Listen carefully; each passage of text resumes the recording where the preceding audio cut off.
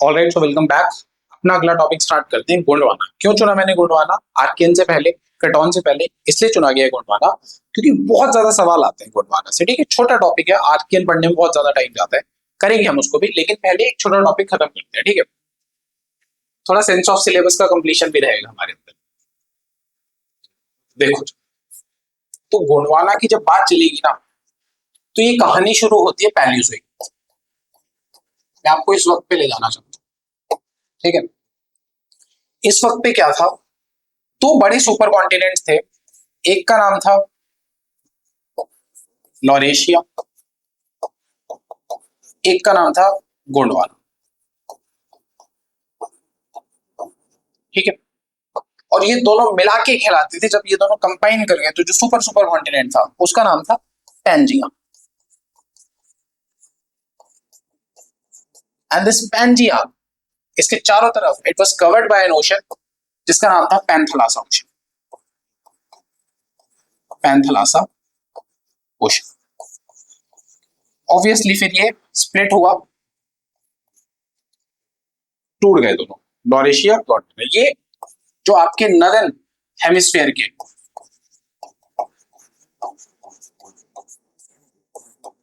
Blocks हैं और यहाँ पे जो आपका सदर्न हेमिस्फीयर के ब्लॉक्स हैं। ठीक है, तो आज की क्लास हमारी इस सदर्न हेमिस्फीयर वाले चंक पे फोकस्ड है। तो इसके अंदर क्या क्या आता था उसको जरा देख लेते हैं। तो गोंडवाना कंप्राइज करता था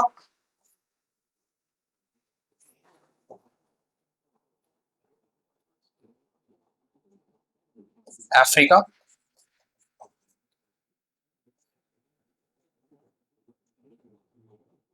कैसे बनाते हैं उसको, गोल्डन ट्रायंगल बनेगा ना। एक second,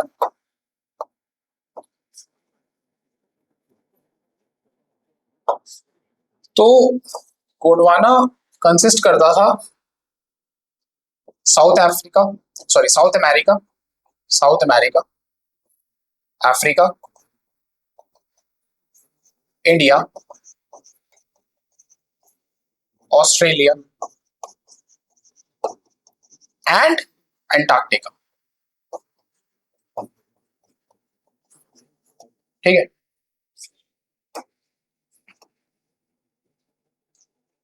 I hope this much is clear. अब क्या होगा, जैसे जैसे आप लेट पैलियोजोइक की तरफ आओगे तो यहां पे होगी स्प्लिटिंग।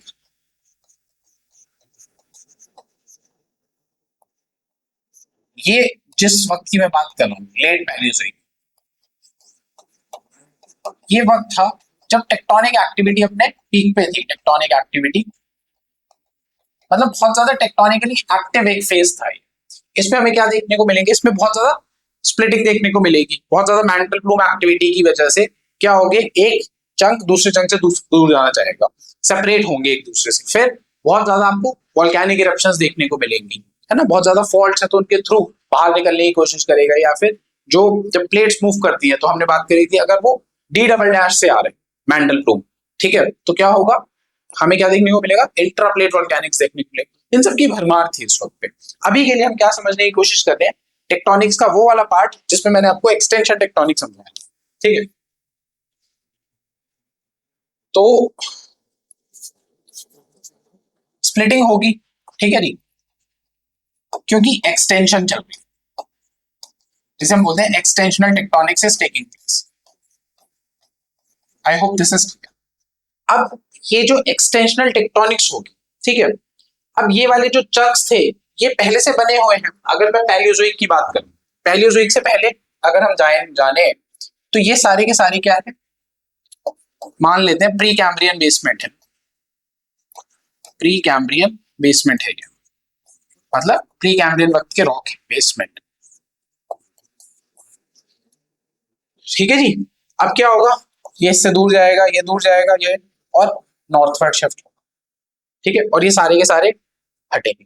यही वो वक्त है जब आगे जाके यहाँ पे मुझे हिमालय का फॉर्मेशन देखने को मिलेगा, एल्पाइन फॉर्मेशन, जिसे एल्पाइन हिमालयन इरोजन बोलते हैं। ठीक है, बहुत ज्यादा टेक्टोनिकली एक्टिव फेज था। ठीक है, तो क्या होगा, थोड़ी सी जगह लेते हैं, इसको मिटा देते हैं। हाँ, नोट कर लिया तो मिटा देते हैं।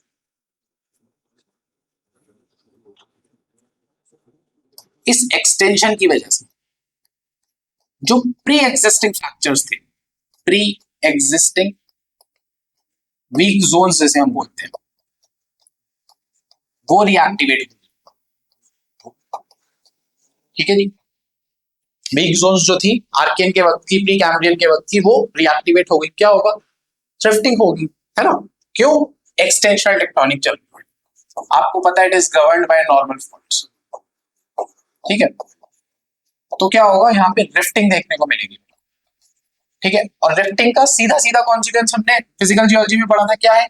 जब रिफ्टिंग होगी तो मुझे क्या देखने को मिलेगा? मुझे ये स्ट्रक्चर्स देखने को मिलेंगे, पोस्ट एंड ग्रेवन। मुझे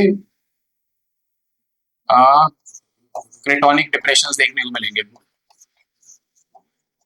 डिप्रेशंस, ठीक है। मुझे बहुत सारे लेक फॉर्मेशन देखने को मिलेंगे, है ना?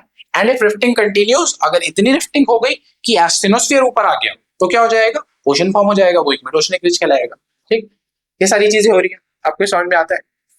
ठीक है। तो this all resulted in formation of, जिसे हम बोलते हैं रिफ्ट वैलीज, ठीक है। यानी मेरे को क्या मिल गया? मेरे को डिप्रेशंस मिल गया, डिप्रेशंस, ठीक है। तो अब इस डिप्रेशन में क्या होगा, आप बताओ। यहाँ पे क्या बोलते हैं हम इसको? फ्लूवियल, फ्लूवियल सेडिमेंट्स डिपॉजिट होना चाहेंगे, बिल्कुल डिपॉजिट होना चाहेंगे। और दूसरी चीज, जो नियर बाय सीज थी वो इसमें इंक्लूड करेंगी। कहाँ पे? जो फ्लड प्लेन्स है, जो लेक्स है, करेंगी। तो आपको थोड़ा थोड़ा मरीन सेडिमेंट देखने को मिलेगा, ठीक है। फिर लेक्स के अंदर लेकस्ट्राइन, जो बहुत ही फाइन ग्रेन सेडिमेंट्स होते हैं, मड वगैरह, वो देखने को मिलेगा।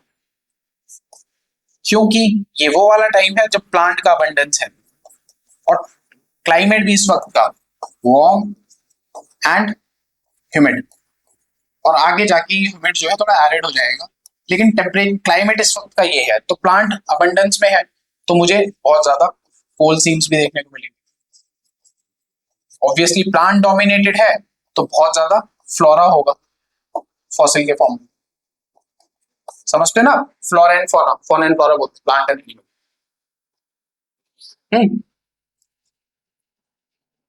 ठीक है, ये वाली बात समझ में आ रही है? इसी को मैं अगर एक डायग्राम के थ्रू आपको समझाने की कोशिश करूं, तो क्या चल रहा है, आप थोड़ा समझने की कोशिश करो। ये जो मैंने आपको गुणवाना समझाया था, ये जो नॉर्थ की तरफ मूव कर रहा है, नॉर्थ की तरफ मूव कर रहा है, लेकिन अभी ये साउथ में है ना, साउथ में है, पोल के पास है, एकदम पोल के पास है, तो इस पे क्या होगी? आइस होगी, आइस शीट्स होंगे, है ना। लेकिन जैसे जैसे नॉर्थवर्ड मूव करेगा, हमारा इंडिया का चंक नॉर्थवर्ड मूव करेगा, तो टेम्परेचर्स जो है वो क्या करेंगे? इंक्रीज करने की कोशिश करेंगे। टेम्परेचर इंक्रीज होगा तो आइस क्या होगी? मेल्ट होगी। ये बात समझ में आती है ना? आइस मेल्ट होगी, ठीक है। तो आइस जब मेल्ट होती है तो क्या डिपॉजिट होंगे? ग्लेशियल डिपॉजिट्स मिलेंगे सबसे पहले, ग्लेशियल डिपॉजिट्स, ठीक है। इनकी भी कुछ पहचान है, इसको हम जियोमॉर्फ के अंदर जब ग्लेशियल पढ़ेंगे तब पढ़ेंगे। क्या देखने को मिलता है मुझे? स्ट्राइएशंस देखने को मिलते हैं मुझे, ग्रूव्स देखने को मिलते हैं मुझे, जैसे हम बोलते हैं टिलाइट्स, ये डिपॉजिट होते हैं, डायमेक्टाइट्स ये देखने को मिलते हैं, ठीक है। ये कुछ कैरेक्टरिस्टिक ग्लेशियल डिपॉजिट्स हैं, मतलब बहुत बड़े बड़े साइज के सेडिमेंट्स डिपॉजिट होंगे, बहुत ज्यादा वेल सॉर्टेड नहीं होंगे, क्योंकि उसको वक्त नहीं मिला है अपने आप को एडजस्ट करने का, ठीक है। एंगुलर होंगे बहुत ज्यादा। फिर क्योंकि बर्फ के अंदर बहुत ताकत है घसीट के ले जाने की, तो क्या होगा? ऐसे खुरुच के लेके जाएगी, उन खुरचो निशान को हम बोलते हैं स्ट्राइएशन, ऐसे पढ़ेंगे हम, मैं ही पढ़ाऊंगा आपको, ठीक है। तो ये कुछ कैरेक्टरिस्टिक्स फीचर्स हैं। तो सबसे पहले मुझे ये देखने को मिलेगा, क्यों? और ये क्यों देखने को मिल रहा है, कहां पे देखने को मिल रहा है? क्योंकि बर्फ मेरी पिघल रही, तो उस पिघलने की वजह से ये वाला सेडिमेंट डिपॉजिट होगा, ठीक है, नॉर्थ की तरफ जा रहा है। ये बात आपको समझ में आई? तो जो पहली चीज देखने को मिलेगी वो ये। अब एक डायग्राम की तरह मैं समझाता हूँ कि हमारे पास एक क्रेटॉन था, क्रेटॉन का पार्ट था, अपनी इंडियन शील्ड है, ठीक है। इसको मैं मार्क कर देता हूं, इंडियन शील्ड, प्री कैम्ब्रियन, ठीक है। आप समझ रहे हो ना, ये वो वाला इंडिया का चंक है जो नॉर्थवर्ड जाने की कोशिश कर रहा है, एक्सटेंशन चल रही है बहुत ज्यादा। ठीक है, तो यहाँ पे हम लोग ले आते हैं नीचे मैंटल प्रूफ एक्टिविटी। ठीक, मैंटल प्रूफ एक्टिविटी तो क्या होगा, इस क्रस्ट को खींचेगा, है ना, और इसका सीधा कॉन्सिक्वेंस क्या होता है आपको पता है, ये फॉल्ट, नॉर्मल फॉल्ट ऐसे जनरेट होगा, होगा नॉर्मल फॉल्ट जनरेट, और इस तरीके से एक बेसिन डेवलप होगा, है ना। इसी बेसिन को हम लोग क्या बोल देते हैं, यही बेसिन कहलाता है ग्रेबन। ठीक है, ये हमारे पास फॉल्टिंग हो रही है ना, ये ब्लॉक नीचे जा रहा है, ये ब्लॉक ऊपर जा रहा है रिलेटिवली, है ना, समझ लो मेरी बात, ये नीचे जा रहा है, ये ऊपर जा रहा है। ठीक, और ये क्या है, ये मेरा प्री कैम्ब्रियन बेसमेंट रॉक है, इसमें कोई दिक्कत, इंडियन शील्ड है ये। तो मैंने आपको समझाया है अभी क्या, कि इसके अंदर जो सबसे पहला डिपॉजिट होगा, बेसिन बन गया, डिप्रेशन बन गया, ये क्या नाम है इसका, क्या बोलूंगा मैं इसको, आप बता सकते हो मुझे, ये सब क्या होंगे, डायमेक्टाइट्स होंगे। नहीं समझ में आ रहा डायमेक्टाइट्स, कोई बात नहीं, आप बोल दो ग्लेशियल डिपॉजिट, ग्लेशियल डिपॉजिट, इसमें कोई डाउट तो नहीं है, लेकिन इसको मैं ऐसे माप लूंगा।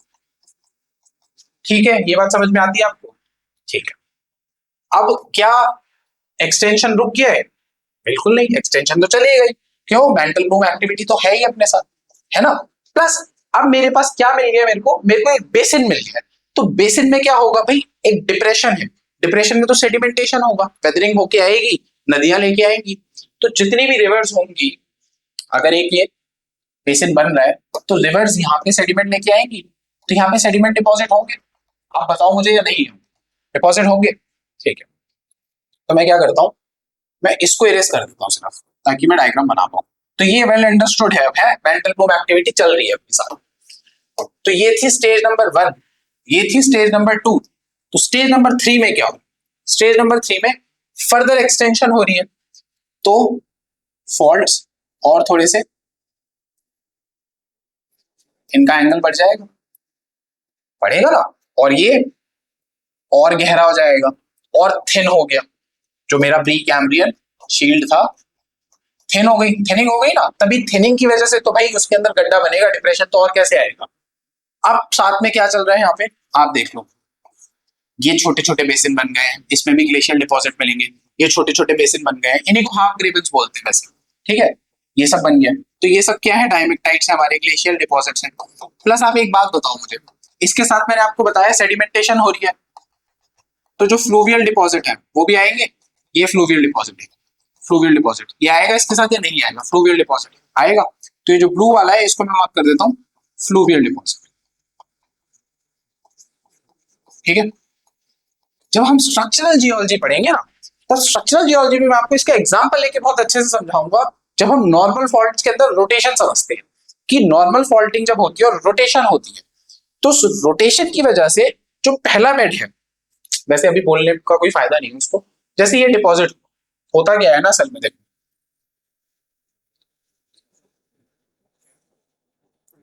जैसे मान लेते हैं ये एक बेड है, ठीक है, ठीक है जी, यहाँ पे मैंने क्या कराया, मैंने करवाई यहाँ पे फॉल्टिंग, ये ब्लॉक नीचे जाएगा, ये ब्लॉक ऊपर। ठीक है, तो ये फॉल्टिंग ना ऐसे नहीं हो जाती, इसमें रोटेशन टेक प्लेस, रोटेशन होती है यहाँ पे। तो क्या देखने को मिलता है मेरे को देखने को मिलता है, मतलब कायदे से तो हम इसको ना सिर्फ ऐसे बना देते हैं अपनी स्टैंडर्ड किताबों के हिसाब से, कि एक पहला ब्लॉक है और दूसरा ब्लॉक, और ये सीधा का सीधा ऐसे चला गया। ठीक है, लेकिन इन रियलिटी ऐसा नहीं होता है, पता होता कैसा है, ये ऐसे ना हो के ना, जैसे ये इसका बेस था, अभी तो क्या करा हमने, इस ब्लॉक को नीचे कर दिया, नीचे नहीं जाता है ब्लॉक एक्चुअली में क्या हो रहा होता है, ये जो ब्लॉक है ना ये ऐसे टिल्ट हो जाता है।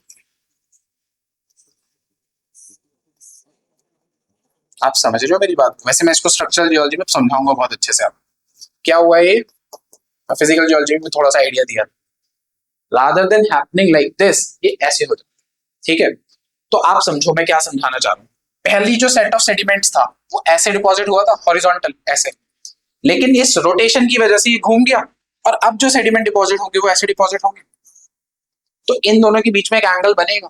आपको समझ में आ रही है मैं क्या बताने की कोशिश करूँ, मैं आपको सिर्फ एक छोटा सा चीज समझा रहा हूँ, कि जब नॉर्मल नॉर्मल फॉल्टिंग होती है, नॉर्मल फॉल्टिंग होती है, तो ऐसे नहीं हो जाती वो, क्योंकि नीचे जगह खाली नहीं है, नीचे नहीं चला जाता है ब्लॉक, क्या करता है ये रोटेट करता है और ऐसे मूव करता है। उसी गिवन स्पेस में। तो पहली जो सेडिमेंटेशन ऐसे हुई थी, ये ऐसे क्यों? क्योंकि ये एक बेसिन बना हुआ था, ठीक है, ऐसे सीधे सीधे हुए थे। तो जो सीधे डिपॉजिट हुए हैं, जब ये घूमेगा तो जो सीधा डिपॉजिट हुआ था वो भी तो ऐसे घूम जाएगा, घूम जाएगा। अब ये ऐसे घूम, अब एक और बेसिन बना है, एक लेयर ऐसे है, लेकिन अब दूसरा जो सेडिमेंटेशन होगा, प्रिंसिपल ऑफ हॉरिजॉन्टैलिटी क्या कहते हो, तो हॉरिजॉन्टल डिपॉजिट होगा ये। तो इन दोनों के बीच में एक एंगल बनेगा जो मुझे बताएगा कि यहाँ पे टेक्टोनिक एक्टिविटी के साथ सेडिमेंटेशन हो रही है, जो कि गोंडवाना का बहुत अच्छा एग्जांपल है, आप समझे? तो वो देखने को मिलेगा मुझे यहाँ पे। तो यहाँ पे अलग अलग लेयर ऑफ सेडिमेंट्स मुझे मिलेंगे, जो कि ये वाला एंगल बना रहे होंगे एक दूसरे के साथ मिलेंगे। चलो अभी के लिए उसे जाने दो।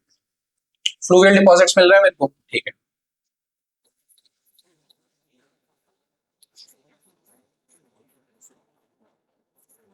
ऐसे जिन्होंने टेक्टोनिक्स की क्लास करी है मेरे साथ, तो नहीं वाली बात समझ में आ रही है। चलो कोई बात, ठीक है जी। फिर हमने क्या बात करी, अब कभी कभी क्या होता है, यहां से नीचे से आपके पास चल तो रही है मेंटल प्रूफ एक्टिविटी, ये बहुत थिनिंग हो जाती है, ये बहुत थिनिंग और ये फॉल्ट नीचे तक आता है। तो इस फॉल्ट से मैग्मा बाहर निकल जाता है, लावा बाहर निकल जाता है, इस फॉल्ट से लावा बाहर निकल जाता है। तो मुझे साथ में यहाँ पे इन फॉल्ट्स में क्या देखने को मिलता है, इग्नियस इंट्रूशन देखने को मिलती है।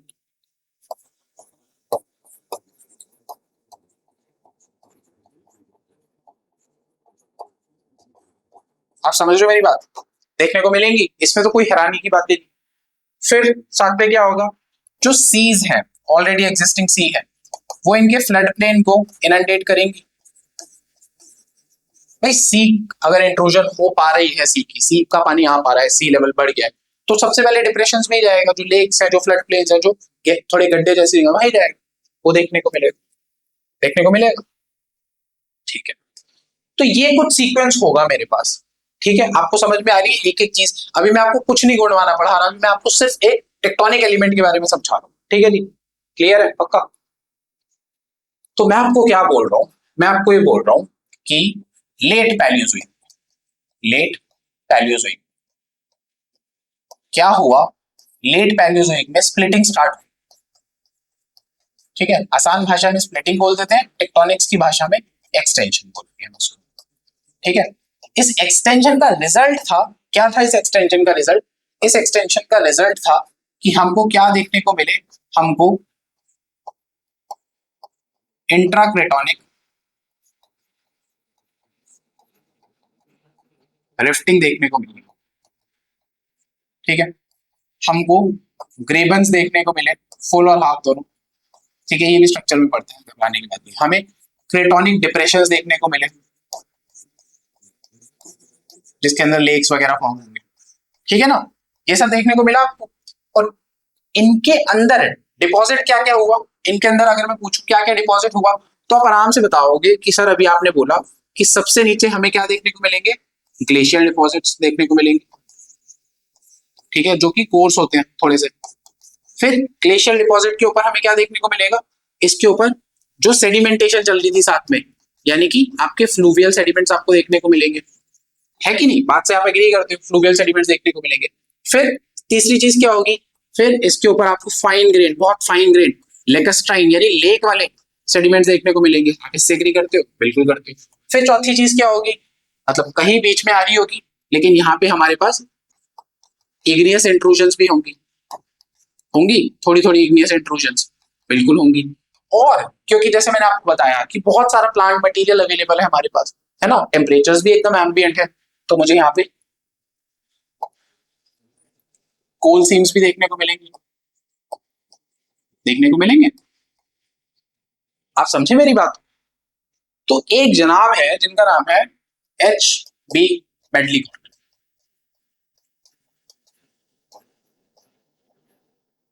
नर्मदा रिवर के किनारे, एक्चुअली नर्मदा बेसिन में, मध्य प्रदेश के पास एक जगह है, गोंड किंगडम बोलते हैं जिसे, गोंड ट्राइब्स रहते हैं, वहां पे इनको ये सीक्वेंस मिला, जो कि इस वजह से फॉर्म हुआ था। तो इन्होंने उसका नामकरण रखा और इसको बोल दिया गोंडवाना सीक्वेंस, गोंडवाना, जैसे सुपर ग्रुप बोला, सुपर 1872 की बात है, आपको ये बात समझ में आई? तो this is what is Gondwana super, ठीक है। गोंडवाना सुपर ग्रुप का फॉर्मेशन ऐसे हुआ, उसके अंदर समान ये मिलता है। आई hope this is clear.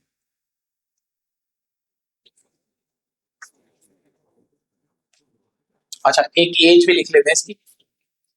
Upper Carboniferous से लेके कार्बोनिफेरस से लेके it range up to lower cretaceous, cretaceous, ठीक है। 6 से 7 किलोमीटर थिक है। इस वाले की बात नहीं कर रहा जो केवल यहाँ पे, पूरा इंडिया में जो गोंडवाना डिपॉजिट है करीब करीब 50,000 स्क्वायर किलोमीटर एरिया कवर करता है। इसको हम देख लेंगे बाद में, ये छोटे मोटे फैक्ट्स है। आपको मैं क्या समझाना चाहता था, आपको मैं ये समझाना चाहता था कि ये गोंडवाना जो वर्ड है वो क्या है, ठीक है। Gondwana super group of rocks का मतलब क्या है, मैं आपको सिर्फ ये समझाना चाह रहा हूँ, ठीक है। फिर 1872 में मेडलीकॉट जी ने ये पता लगाया, ठीक है। फिर एडवर्ड स्विस करके एक इंसान है, एडवर्ड स्विस, इन्होंने क्या देखा, इन्होंने देखा कि मेडलीकॉट ने जो ये सीक्वेंस देखा था, कहां पे देखा था, इंडिया में देखा था। इंडिया में कहां पे, मध्य प्रदेश, नर्मदा रिवर में, है ना, गोंड ट्राइब्स के पास, तो नाम उसका गोंडवाना रख दिया था। इन्होंने कहा कि यार मैंने अफ्रीका घूमा,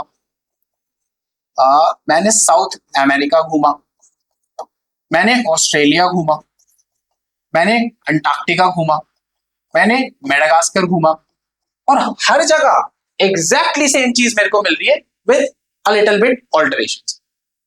तो इन्होंने क्या अंदाजा लगाया, इन्होंने कहा कि अच्छा इसका मतलब ये तो प्रेजेंट डे स्टडी है ना, आज मुझे ये हर जगह मिल रहा है।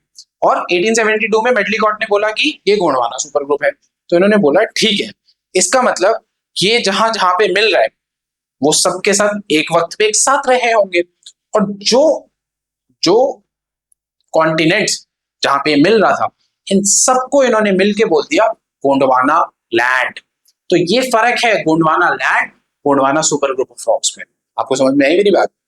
इन्होंने मतलब पहले गोंडवाना सेडिमेंट्स, ये गोंडवाना सुपर ग्रुप डिस्कवर किया गया, उसके बाद बोला गया कि ठीक है, ये जो उस वक्त पैलियोजोइक में जहां से मैंने कहानी शुरू करी थी, पैंजिया, लॉरेशिया प्लस गोंडवाना, तो गोंडवाना बाद में बताया गया इन्होंने, क्यों, क्योंकि गोंडवाना ग्रुप ऑफ रॉक्स मिल रहे थे वहां पे, ठीक है। और भी बहुत सारे एविडेंसेस है, अभी हम उस पर नहीं जा रहे, आप समझे मेरी बात को। So he gave the name Gondwana land. किस किस को, Australia, Africa, South America, India, Antarctica and Madagascar. Clear है ये बात? आई होप ये समझ में आया, बड़ा इंपॉर्टेंट चीज है, ठीक है। दो ही चीजें आती हैं, एक तो पूछेगा बना कैसे गोंडवाना, ठीक है, दूसरा आपसे वो पूछ लेगा इसके फॉर्मेशंस के नाम बता दो और इसके फॉसिल के बारे में कमेंट कर दो। तीसरी चीज पूछता नहीं है पेपर में, ठीक है, तो वही कोशिश करेंगे अभी हम इसको खत्म कर ले। पहले आप इसको नोट करो, इसमें कोई डाउट है तो बताओ, मतलब कैसे ही बताओगे।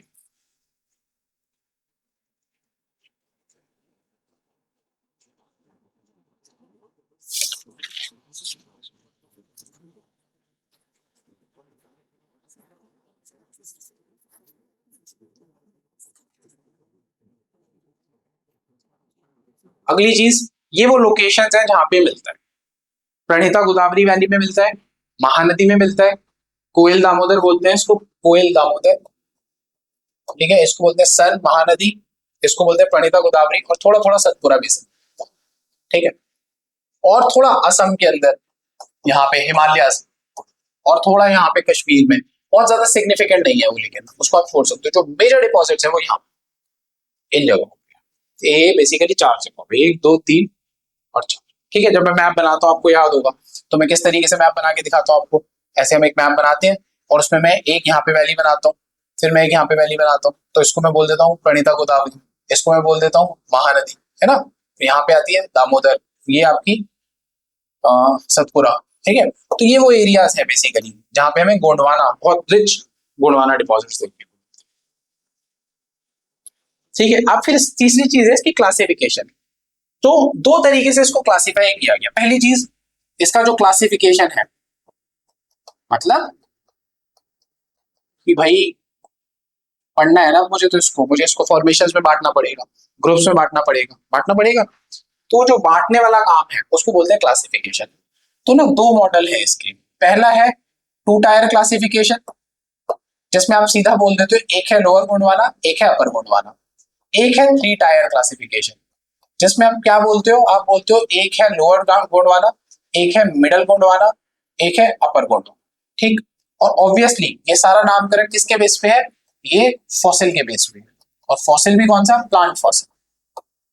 ठीक है, तीन फॉसिल्स के नाम है जो आपको पता होनी चाहिए। एक है टाइलोफाइलम, एक है ग्लोसिप्टेरिस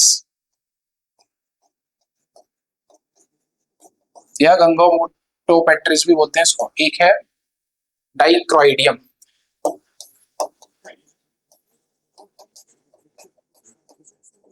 ठीक है जी। तो ऐसे बनाते हैं इनको किताबों में।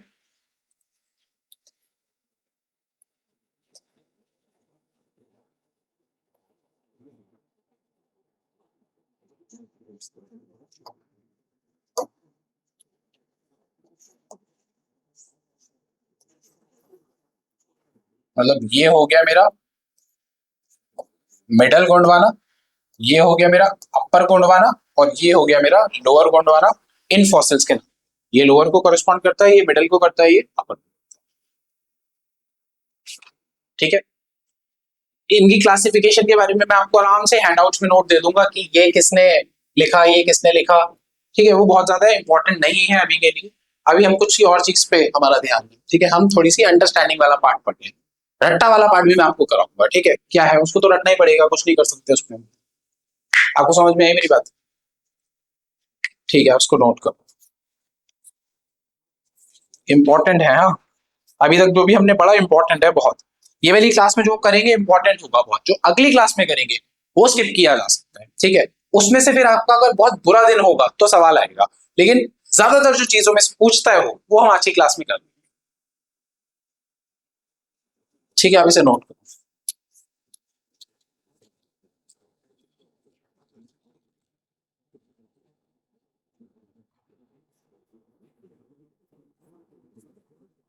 फिर अब हम एक टेबल बनाएंगे इसकी क्लासिफिकेशन का, जो टू टायर क्लासिफिकेशन है वो हम समझ लेते हैं कम से कम। तो आप एक टेबल बनाओ ऐसे,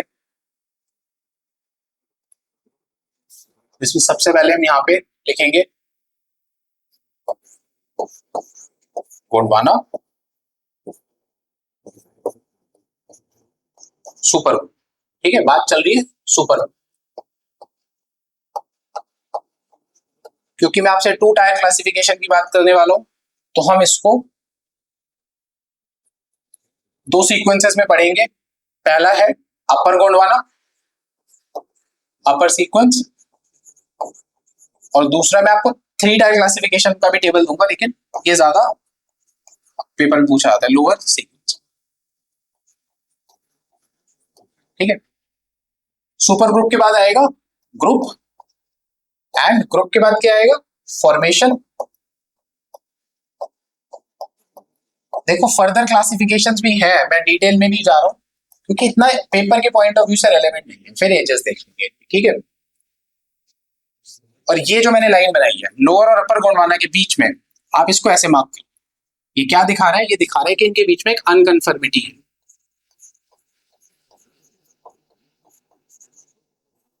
ठीक। सबसे नीचे लोअर गोंडवाना में जो ग्रुप आता है सबसे नीचे, उस ग्रुप का नाम है तलचर। जैसे मैं बनवा रहा हूं ना, एकदम ऐसी ऐसी बनाना है इसको आप। फिर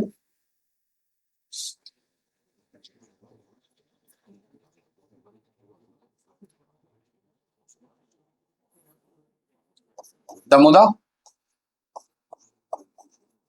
पंच।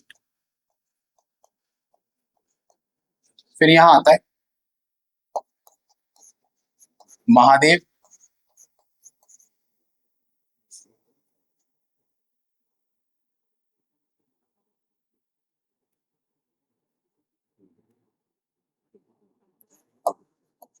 राजमहल, और आपका जबलपुर।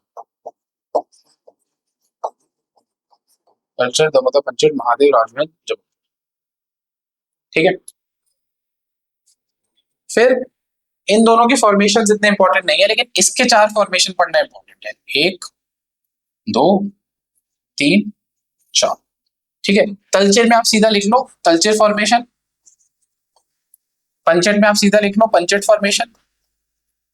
ठीक है, इसी तरह से महादेव के हमें 3 रोज पढ़ने हैं, इन दोनों में आप लिख लो जबलपुर फॉर्मेशन,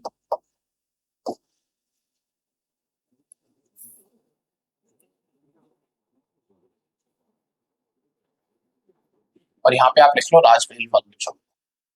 ठीक है, महादेव में 3 है। ठीक, और एजेस के अंदर भी आप कॉलम बनाओ, यहां पे आप सबसे ऊपर वाले कॉलम में आप लिख दो क्रिटेशियस। ठीक है, और ये सबसे नीचे वाले कॉलम में आप लिख दो, जैसे मैंने आपको बताया था, कार्बोनिफेरस, अपर कार्बोनिफेरस। ठीक है, ये आपको रटने का जुगाड़ समझा रहा हूं, जैसे मैं इसको ही रटता हूं। ठीक है, बस केवल इतना अगर आप रट लोगे, थोड़ा सा और फिल करना है, ये काम हमारा बन जाए। ठीक है, फिर से फिल करते हैं, सेम कलर ही ले लेते हैं। करहार बड़ी फॉर्मेशन, बराकर फॉर्मेशन, बराकर, बैरन मेजर्स, मैं एक एक करके सब सारे समझाऊंगा आपको, बैरन मेजर्स, घबराने की बात नहीं है। फिर सबसे ऊपर आता है रानीगंज, रानीगंज फॉर्मेशन।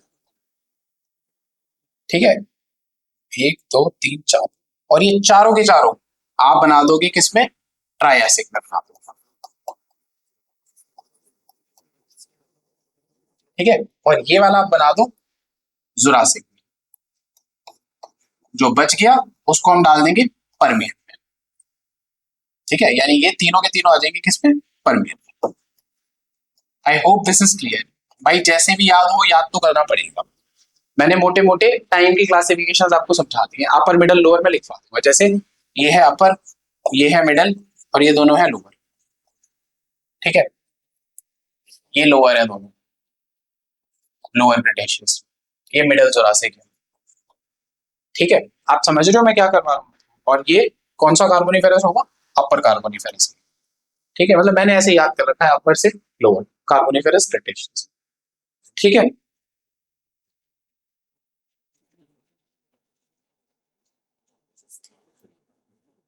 फिर यहाँ पे है Pachmarhi Maleri formation and Kota formation.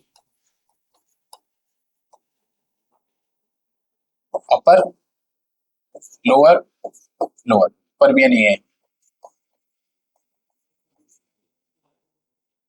I hope आपको ये बात समझ में आ रही होगी मैं क्या कर पा रहा हूँ।